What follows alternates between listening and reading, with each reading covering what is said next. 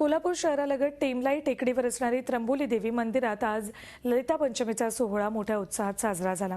वैशिष्ट्य म्हणजे आज श्री महालक्ष्मी देवी त्र्यंबोली देवीचा रुसवा दूर करण्यासाठी मंदिरात बाहेर पडून त्र्यंबोली देवीच्या भेटीला जाते अशी आख्यायिका आहे। या भेटीदरम्यान कोहळा रूपी राक्षस कुमारिकेच्या हस्ते फोडला जातो। कोल्हापूरचे छत्रपती मालोजीराजे यांनी देवीच्या हातात त्रिशूळ दिल्यानंतर कोहळा फोडण्याचा कार्यक्रम पार पडतो। त्यानंतर कोहळ्याचा तुकडा मिळवण्यासाठी नागरिकांची झुंबड उडते।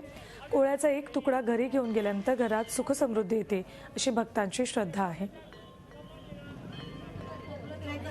या दिवशी महालक्ष्मी देवता इथं त्र्यंबोली देवीच्या भेटीसाठी इथं आपल्या इथं टेकडीवर येत असते। ह्या भेटीनंतर कोहळा फोडण्याचा कार्यक्रम होतोय।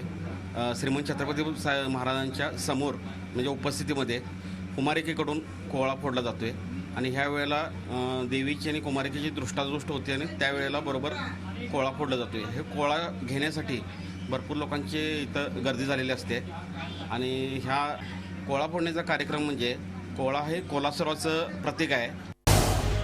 झी 24 तास रहा एक पाऊल पुढे।